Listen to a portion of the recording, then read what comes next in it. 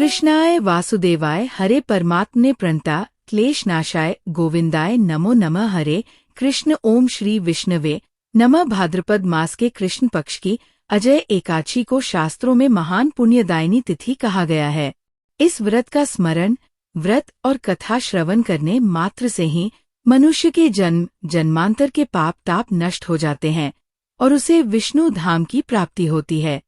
पद्म पुराण में इस व्रत का विशेष महत्व बताया गया है। इसमें कहा गया है कि जैसे गंगा स्नान से सभी पाप धुल जाते हैं, वैसे ही अजा एकादशी का व्रत करने से आत्मा निर्मल और पवित्र हो जाती है। इस तिथि को उपवास, हरि स्मरण, भजन और कथा श्रवण करने से जीवन में सुख, समृद्धि, धर्म और मोक्ष का द्वार खुलता है। प्रिय श्रोताओं, आज हम आपको इसी पावन अजा एकादशी की दिव्य कथा सुनाने जा रहे हैं, जिसका श्रवण करने से न केवल पुण्य की प्राप्ति होती है, बल्कि भगवान विष्णु की कृपा से हर दुख और संकट का भी नाश होता है। और आप सभी श्रोताओं को अजय एकादशी की हार्दिक शुभकामनाएं। इस बार अजय एकादशी का व्रत 19 अगस्त दिन मंगलवार को रखा जाएगा और एकादशी के दिन भक्त पूरा दिन उपवास रखकर अगले दिन व्रत का पारना करते हैं, यानी उपवास खोलते हैं, जो कि इस बार 20 अगस्त दिन बुधवार को सुबह 5:53 से लेकर 8:29 के बीच में खोला जाएगा।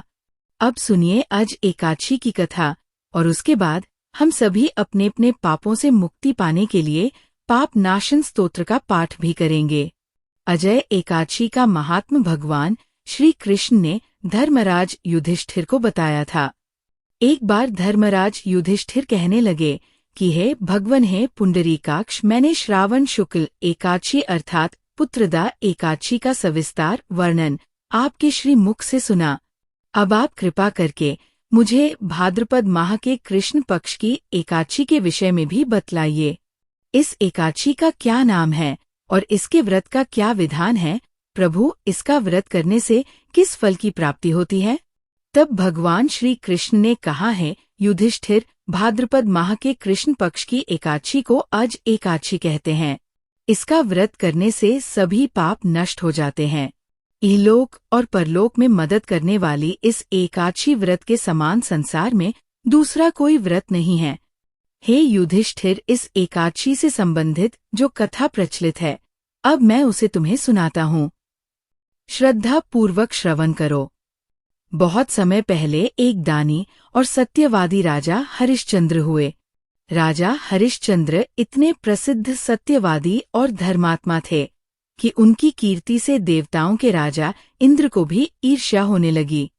तब देवराज इंद्र ने महर्षि विश्वामित्र को राजा हरिश्चंद्र की परीक्षा लेने के लिए उकसाया।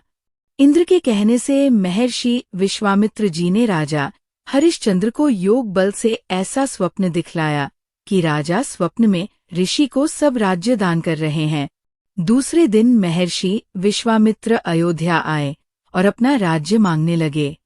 स्वप्न में किए गए दान को भी राजा ने स्वीकार कर लिया और विश्वामित्र जी को सारा राजपाट दे दिया। अब अयोध्या से जब राजा हरिश्चंद्र चलने लगे, तब मुनि विश्वामित्र जी ने कहा कि राजन, जब तब दान आदि बिना दक्षिणा दिए सफल नहीं होते। राजपाट तो तुम पहले ही सौंप चुके हो, अब दक्षिणा कैसे दोगे? तब महाराज हरिश्चंद्र ने महर्षि विश्वामित्र से दक्षिणा लेने के लिए 1 माह का समय लिया और वे काशी आ गए। काशी में आकर उन्होंने पहले अपनी पत्नी रानी शैव्या को एक ब्राह्मण के हाथ बेच दिया। राजकुमार रोहिताश्व छोटा बालक था। प्रार्थना करने पर ब्राह्मण ने उसे अपनी माता के साथ रहने की आज्ञा दे दी और स्वयं अपने आप को राजा हरिश्चंद्र ने एक चांडाल के हाथों भेज दिया। इस प्रकार राजा हरिश्चंद्र ने ऋषि विश्वामित्र को 1000 मोहरे दक्षिणा में दे दी। अब महारानी शैव्या ब्राह्मण के घर में दासी का काम करने लगी। चांडाल के सेवक होकर राजा हरिश्चंद्र श्मशान घाट की चौकीदारी करने लगे। राजा हरिश्चंद्र श्मशान में मृतकों के परिजनों से दाह संस्कार के बदले कर वसूली लेने का काम करते थे। कई बार उनके सामने धर्म संकट की स्थिति भी बनी। लेकिन वे सत्य और कर्तव्य के मार्ग से बिल्कुल भी विचलित नहीं हुए। फिर एक दिन श्मशान भूमि की तरफ गौतम ऋषि आ गए। राजा ने ऋषि को प्रणाम किया। गौतम ऋषि ने कहा कि राजन, किसी पूर्व जन्म के पाप के कारण आपकी ये दशा हुई है। यदि तुम भाद्रपद कृष्ण पक्ष की एकादशी का व्रत करो और अजय एकादशी व्रत की कथा सुनो तो तुम्हारा इस स्थिति से उद्धार हो जाएगा। राजा ने ऋषि की बात मानी और अज एकादशी का व्रत करने लगे। एक दिन राजकुमार और हिताश्व ब्राह्मण की पूजा के लिए फूल चुन रहा था कि उसे एक सांप ने डस लिया। सांप का विष झटपट राजकुमार के शरीर में फैल गया और राजकुमार रोहिताश्व धरती पर गिर पड़ा। उसकी माता महारानी शैव्या को अब ना कोई धीरज बंधाने वाला था और ना ही उनके पुत्र की देह को श्मशान पहुंचाने वाला था। तब रानी शैव्या रोती बिलखती पुत्र के शव को लेकर श्मशान में पहुंची तो पुत्र के शव को देखकर राजा हरिश्चंद्र का कलेजा भर आया, क्योंकि उस समय राजा श्मशान घाट में मृतों के शवों का दाह संस्कार करने का काम किया करते थे। इसलिए अपनी पत्नी से अपने पुत्र की मृत्यु का सारा वृतांत सुनकर राजा हरिश्चंद्र ने कहा कि रानी, इस समय मैं अपने कर्तव्य में बंधा हुआ हूँ। जो भी यहाँ दाह संस्कार के लिए आता है उसे कर के रूप में कुछ ना कुछ देना ही पड़ता है।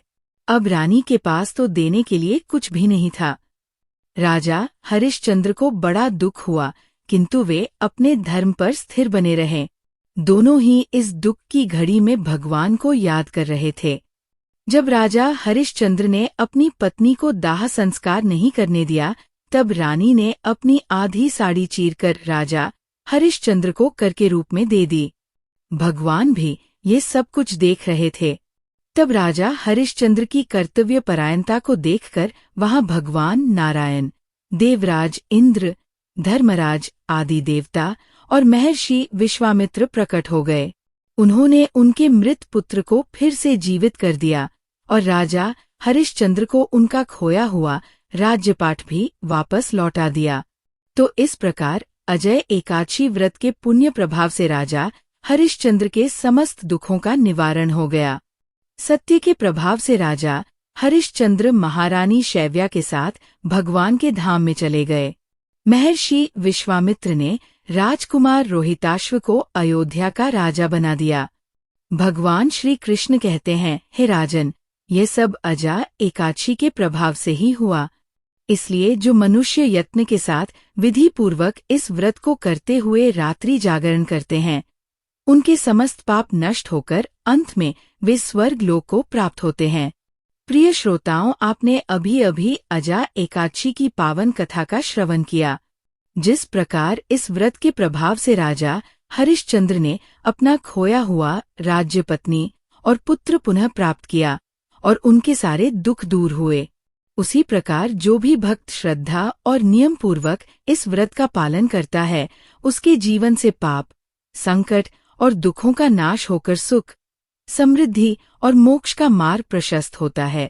शास्त्रों में कहा गया है, अजा एकादशी का व्रत करने से मनुष्य को गंगा स्नान, दान और यज्ञ के समान फल मिलता है। इसलिए प्रत्येक साधक को इस दिन भगवान विष्णु का ध्यान, उपवास और कथा श्रवण अवश्य करना चाहिए।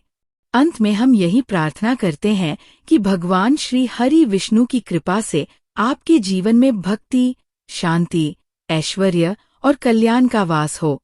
अब सभी सुनिए पापनाशन स्तोत्र का हिंदी अनुवाद। श्री वेदव्यास जी द्वारा रचित 18 पुराणों में से एक अग्नि पुराण में अग्निदेव द्वारा महर्षि वशिष्ठ को दिए गए विभिन्न उपदेश है। इसी के अंतर्गत इस पाप नाशन स्तोत्र के बारे में महात्मा पुष्कर कहते हैं कि मनुष्य चित्त की मलिनता, चोरी, हत्या, पर स्त्री गमन आदि अलग अलग पाप करता है, पर जब चित्त कुछ को शुद्ध होता है तब उसे इन पापों से मुक्ति की इच्छा होती है। उस समय भगवान नारायण की दिव्य स्तुति करने से समस्त पापों का प्रायश्चित पूर्ण होता है।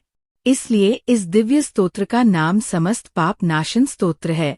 महात्मा पुष्कर ने कहा, सर्वव्यापी श्री विष्णु को सदा नमस्कार है। श्री हरि विष्णु को नमस्कार है। मैं अपने चित्त में स्थित सर्वव्यापी अहंकार शून्य श्री हरि को नमस्कार करता हूँ। मैं अपने मानस में विराजमान अव्यक्त अनंत और अपराजित परमेश्वर को नमस्कार करता हूँ। सबके पूजनीय जन्म और मरण से रहित प्रभावशाली श्री विष्णु को नमस्कार है। श्री विष्णु मेरे चित्त में निवास करते हैं। श्री विष्णु मेरी बुद्धि में विराजमान है। श्री विष्णु मुझ में भी स्थित है। वे श्री विष्णु ही चराचर प्राणियों के कर्मों के रूप में स्थित हैं। उनके चिंतन से मेरे पाप का विनाश हो। जो ध्यान करने पर पापों का हरण करते हैं और भावना करने से स्वप्न में दर्शन देते हैं। इंद्र के अनुज शरणागतों का दुख दूर करने वाले उन पाप पहाड़ी श्री विष्णु को मैं नमस्कार करता हूँ।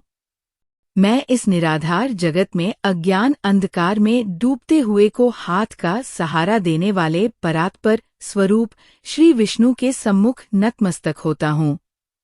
सर्वेश्वर प्रभु कमल नयन परमात्मन है ऋषिकेश, आपको नमस्कार है। इंद्रियों के स्वामी श्री विष्णु, आपको नमस्कार है। नरसिंह अनंत स्वरूप गोविंद, समस्त भूत प्राणियों की सृष्टि करने वाले केशव, मेरे द्वारा जो दुर्वचन कहा गया हो अथवा पाप पूर्ण चिंतन किया गया हो, मेरे उस पाप का प्रशमन कीजिए। आपको नमस्कार है केशव। अपने मन के वश में होकर मैंने जो ना करने योग्य अत्यंत उग्र पाप पूर्ण चिंतन किया है, उसे शांत कीजिए। परमार्थ परायण ब्राह्मण प्रिय गोविंद, अपनी मर्यादा से कभी च्युत न होने वाले जगन्नाथ, जगत का भरण पोषण करने वाले देवेश्वर, मेरे पाप का विनाश कीजिए। मैंने मध्याह्न, अपराह्न, सायकाल और रात्रि के समय जानते हुए अथवा अनजाने शरीर, मन एवं वाणी के द्वारा जो पाप किया हो, पुंडरीका, ऋषिकेश, माधव, आपके इन 3 नामों के उच्चारण से मेरे वे सब पाप क्षीण हो जाए। हे कमल नयन लक्ष्मीपते इंद्रियों के स्वामी माधव, आज आप मेरे शरीर एवं वाणी द्वारा किए हुए पापों का हनन कीजिए। आज मैंने खाते, सोते, खड़े, चलते अथवा जागते हुए मन, वचन और शरीर से जो भी नीच योनि और नरक की प्राप्ति करने वाले सूक्ष्म अथवा स्थूल पाप किए हो, भगवान वासुदेव के नामों से वे सब विनष्ट हो जाए। जो परब्रह्म, परमधाम और परम पवित्र है, उन श्री विष्णु के संकीर्तन से मेरे पाप लुप्त हो जाए। जिसको प्राप्त होकर ज्ञानी जन पुनः लौटकर नहीं आते। जो गंध स्पर्श आदि तन मात्राओं से रहित है, श्री विष्णु का वह परम पद मेरे संपूर्ण पापों का शमन करें। जो मनुष्य पापों का विनाश करने वाले इस स्तोत्र का पठन अथवा श्रवण करता है, वो शरीर, मन और वाणी जनित समस्त पापों से मुक्त हो जाता है और समस्त पाप ग्रहों से मुक्त होकर श्री विष्णु के परम पद को प्राप्त होता है। इसलिए किसी भी पाप के हो जाने पर इस स्तोत्र का जप करें। ये स्तोत्र पाप समूह के प्रायश्चित के समान है। कृच्छ आदि व्रत करने वालों के लिए भी ये श्रेष्ठ है। स्तोत्र जप और व्रत रूप प्रायश्चित से संपूर्ण पाप नष्ट हो जाते हैं। इसलिए भोग और मोक्ष की सिद्धि के लिए इनका अनुष्ठान करना चाहिए। ये था पाप नाशन स्तोत्र का हिंदी अनुवाद। दोस्तों, ये थी आज की वीडियो। कैसी लगी आपको हमारे द्वारा दी गई जानकारी? अगर वीडियो पसंद आई हो तो वीडियो को लाइक और चैनल को सब्सक्राइब करना ना भूले।